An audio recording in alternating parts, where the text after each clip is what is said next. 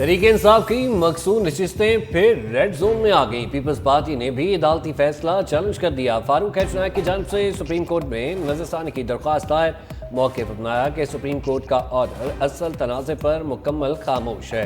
अदालत का 12 जुलाई का हुक्म आइन की तशरीह के असूल के मुनाफी है। अदालती फाइंडिंग सुन्नी इत्तेहाद कौंसिल और फ्री कैंप की गुजारिशात के बरक्स है। सुन्नी इत्तेहाद और तहरीक इंसाफ अलग अलग सियासी जमातें हैं। अदालती ऑर्डर में 41 अरकान को 15 दिन की मोहलत आइन और कानून से मुतसादिम है। सुन्नी इत्तेहाद कौंसिल के 80 अरकान में से कोई अदालत के सामने पेश नहीं हुआ। तहरीक इंसाफ किसी फोरम पर पार्टी थी ही नहीं। 39 अरकान को तहरीक इंसाफ करार देना काबिले नजरसानी। बानी तहरीक इंसाफ का GHQ के सामने एहतजाज का मुबैना एतराफ़ करे पड़ गया। पीपल्स पार्टी और नून लीग रहनुमाओं ने साबिक वज़ीर आज़म को सवालात के कटहरे में खड़ा कर दिया। वज़ीर आला पंजाब मरियम नवाज ने सियासी हरीफ को निशाने पर लिया। कहा 4 माह टांग पर पलस्तर ड्रामे के दौरान 9 मई की मनसूबाबंदी की गई। ये जमात नहीं इंतशारी टोला है। सीनियर वज़ीर सिंध शर्जील मेमन ने पूछा GHQ के बाहर पुरअमन ने एहतजाज की कॉल दी तो लोग अंदर कैसे गए? कराची में 20 एम्बुलेंसेस कैसे चली? शरी रहमान बोली ये एतराफ़ जुर्म नहीं तो और क्या है। बानी तहरीक इंसाफ को अपने जुर्म पर माफ़ी मांगनी चाहिए। अपनी गिरफ्तारी से बचने के लिए हसास इदारों को निशाना बनाया।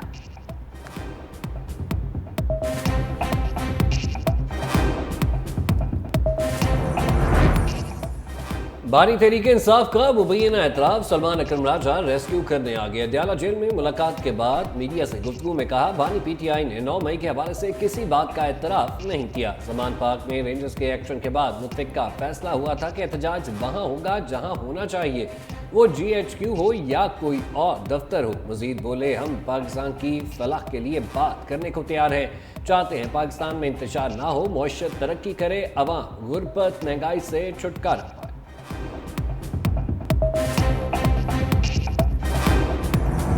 47 की हुकूमत जो कि डूब चुकी है, शहबाज शरीफ की हुकूमत ने उस किश्ती में इतना पानी आ चुका है कि उसको अभी बचाना नामुमकिन हो चुका है। खान साहब को जिस तरीके से जेल में रखा गया है, बुशरा बीबी को जिस तरीके से एक केस के बाद दूसरे में गिरफ्तार किया जाता है, जिस तरीके से खान साहब की बेलें रिफ्यूज की जाती है, इस सब चीज़ों के खिलाफ हमने आज एहतजाजी कैंप लगाया है।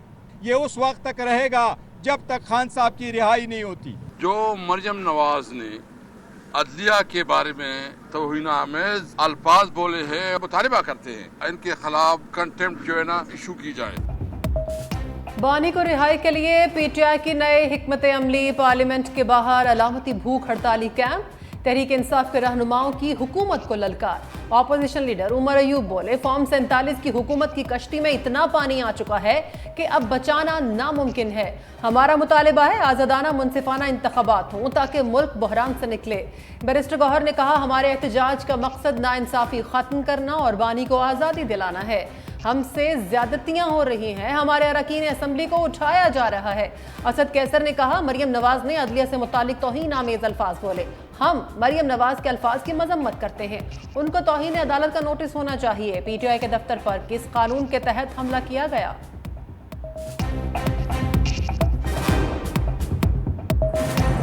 तहरीक इंसाफ के मरकजी दफ्तर पर दोबारा ताले लग गए। मेट्रोपॉलिटन कॉरपोरेशन ने मरकजी सेक्रेटेरिएट सील कर दिया। मौक़िफ़ अपनाया ऑफिस में फायर एंड लाइफ सेफ्टी इंतजामात नहीं। छापे में गिरफ्तार रऊफ हसन 2 रोज़ा जिस्मानी रिमांड पर FIA के हवाले। दीगर कारकुनों का भी 2 रोज़ा जिस्मानी रिमांड। 2 ख़वातीन कारकुन जेल मुंतकिल। PTI के मरकजी सेक्रेटरी इत्तलात की जुडिशल मजिस्ट्रेट के सामने पेशी। वकील की जिस्मानी रिमांड की मुखालिफत। कहा रऊफ हसन का सोशल मीडिया से कोई ताल्लुक नहीं, जब सबूत ही नहीं तो रिमांड की क्या ज़रूरत। एक मुलजिम के कहने पर मुकदमे में नामजद कर दिया गया। FIA मुकदमे की कॉपी मंजर आम पर आ गई। मतन में कहा गया मुलजिम रोजाना की बुनियाद पर अंदरूनी और बैरूनी ताकतों के साथ मिलकर मुल्क को नुकसान पहुंचा रही।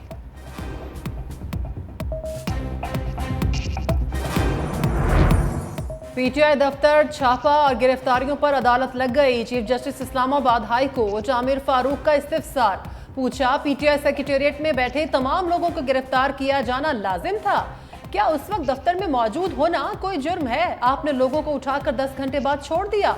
आप किस कानून के तहत इस तरह किसी शख्स को गिरफ्तार कर सकते हैं? एडिशनल अटॉर्नी जनरल ने बताया कि मुकदमे में नामालूम लोग भी थे, इसलिए दीगर लोगों को भी गिरफ्तार किया। चीफ जस्टिस ने इस्तफसार किया, क्या आप किसी सबूत के बगैर किसी भी शख्स को गिरफ्तार कर सकते हैं? वकील ने बताया कि पार्टी सेक्रेटेरिएट से वाटर डिस्पेंसर भी उठा कर ले गए। चीफ जस्टिस ने इस्तफसार किया, क्या पानी पीना था? आपने सिर्फ वहां मौजूदगी की बुनियाद पर गिरफ्तार कर लिया, ये तो उसकी बदकिस्मती है। एडिशनल अटॉर्नी जनरल ने कहा, हब्से भेजा की दरख्वास्त गैर मुअस्सर हो गई, निपटा दी जाए। चीफ जस्टिस से रिमार्क्स दिए, नहीं, ये दरख्वास्त अभी गैर मुअस्सर नहीं हुई।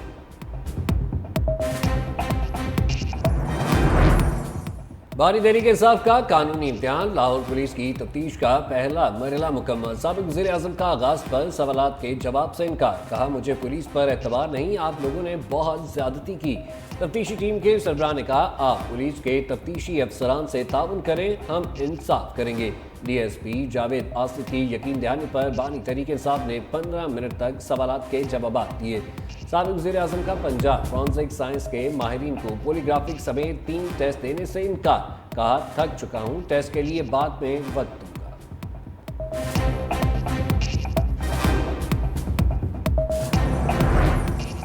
वज़ीर आज़म के बेटे पर नवाजिशात, हमजा शहबाज को पंजाब पब्लिक फैसिलिटेशन यूनिट का सरबराह बना दिया। ओहदा विफाकी वजीर के बराबर। स्टेट गेस्ट हाउस लाहौर दफ्तर में खुसूसी प्रोटोकॉल और स्टाफ दिया जाएगा। वज़ीर आज़म शहबाज शरीफ ने पब्लिक फैसिलिटेशन यूनिट पंजाब के क़याम की मंजूरी दे दी। पब्लिक फैसिलिटेशन यूनिट का एक दफ्तर वज़ीर आज़म हाउस, दूसरा स्टेट गेस्ट लाहौर हाउस में होगा।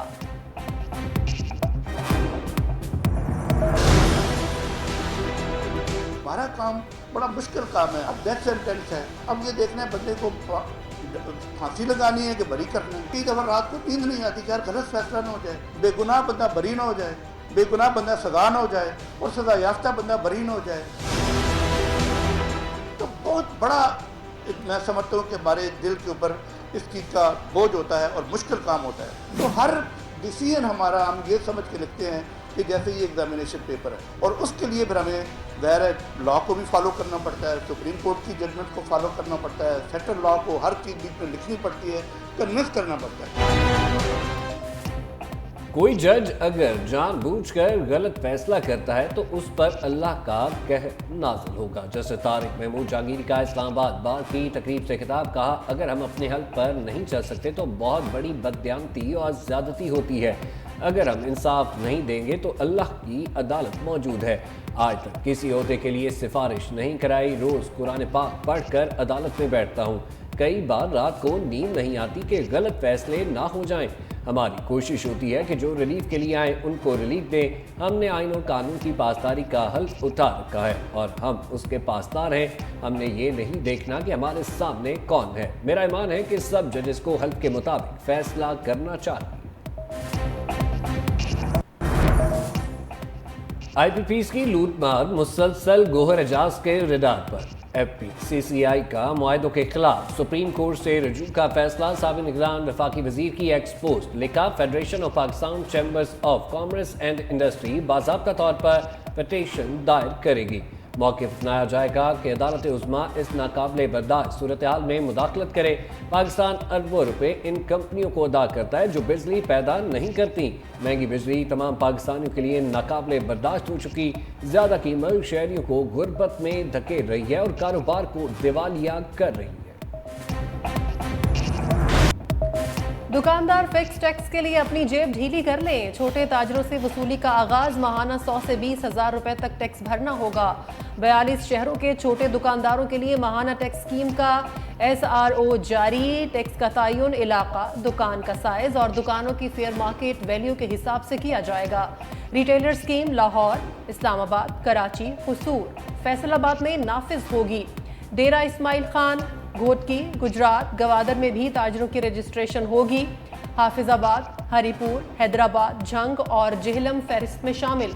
कोयटा, रहीम यार खान, रावलपिंडी, साहिवाल, सरगोदा, शेखुपुरा में भी रिटेलर्स रजिस्ट्रेशन के पाबंद। ताजरों ने फिक्स टैक्स को मुआशी कत्ल करार दे दिया। कारोबार पहले नहीं, ऊपर से और टैक्स बढ़ाते जाएंगे। जो ताजर रह गए वो भी जाते रहेंगे। आगे हमारा वो कहते हैं एक्सपोर्ट बंद हो रहा है, इम्पोर्ट बंद हो रहा है और उसके बाद टैक्स लेते रहेंगे तो जो चल रहा है ये भी बंद हो जाएगा। और इससे ज़्यादा क्या हो सकता है पाकिस्तान में। बस अपनी जान अल्लाह के नाम पे की हुई है, बचता कुछ भी नहीं है। जो इधर लगाते हैं वो दुकान के हवाले करके चले जाते हैं, घर खाली जेब पे चले जाते हैं। ये टैक्स भी पूरे नहीं होते और दिहाड़ी भी नहीं लग रही।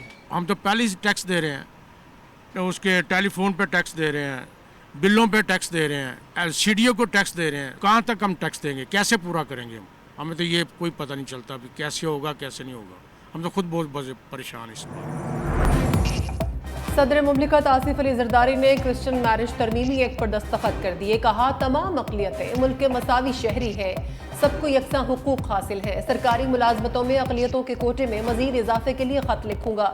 मसीही बरादरी से ताल्लुक़ रखने वाले मर्द व ख़वातीन के लिए शादी की उम्र 18 साल कर दी गई। इससे कबल मसीही बरादरी के मर्दों के लिए शादी की उम्र 16 और ख़वातीन के लिए 13 साल थी।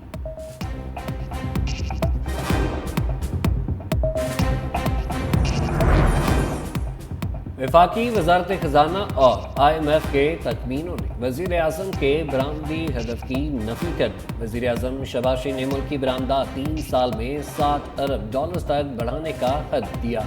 वजारत खजाना ने बरामदात का तखमीना 37 अरब 95 करोड़ 10 लाख डॉलर्स लगा दिया।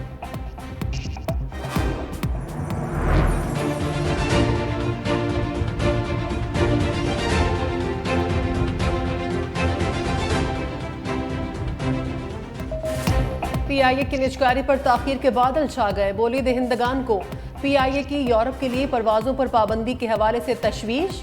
ऑडिट शुदा अकाउंट्स शेयर करने में ताखीर और शेयर होल्डिंग मुआहदे के मुसव्वदे पर भी तहफ़्फ़ुज़ात। सितंबर तक PIA निजकारी को हतमी शक्ल दिए जाने का इम्कान। 6 कंपनियां PIA की निजकारी के अमल में प्री क्वालिफाई कर चुकी।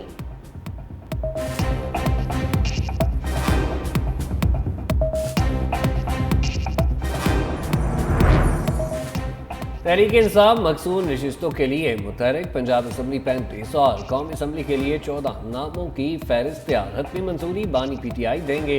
पंजाब असम्बली की मकसूद नशिस्तों में डॉक्टर यास्मीन राशिद, सनम जावेद का नाम शामिल। कौमी असम्बली के लिए कमल शौसेब, साबिक रुकने कौमी असम्बली आलिया हमजा का नाम फहरिस्त में शामिल है।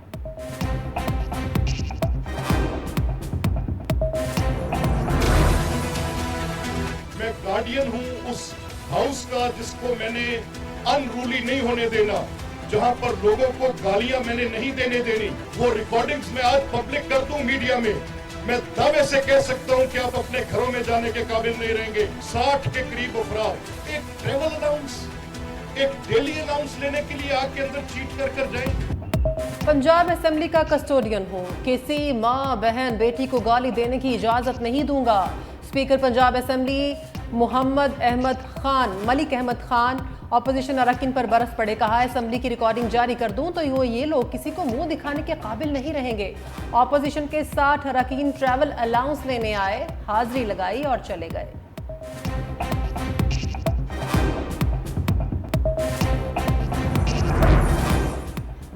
अज़्म इस्तेहकाम के खिलाफ सूबाई असम्बली में करारदाद की मंजूरी अफसोसनाक है। सदर ex serviceman lieutenant general retire Abdul Qayyum की प्रेस कॉन्फ्रेंस।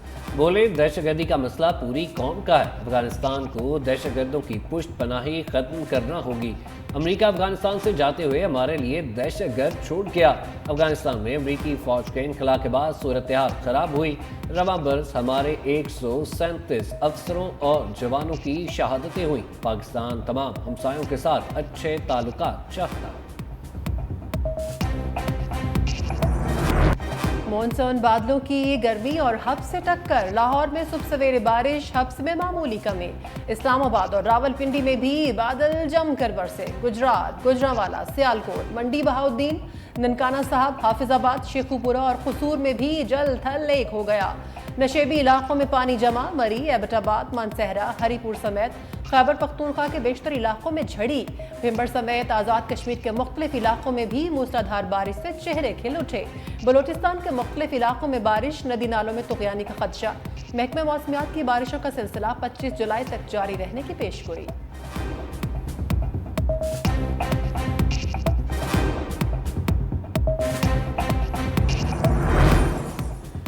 समंदरी हवाएं चलने पर गर्मी बैकफुट पर चलेगी। शहर कायद में हवा का कम दबाव खत्म। हब्स और शदीद गर्मी की लहर में कमी।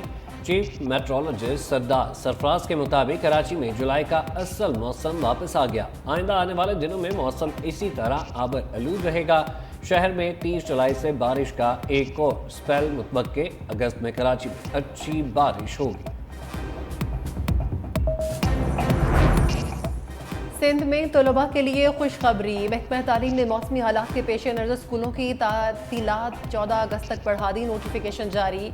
वज़ीर तालीम सरदार अली शाह के मुताबिक गर्मी की शिद्दत और शदीद बरसात के बायस तातीलात में इजाफे का फैसला किया।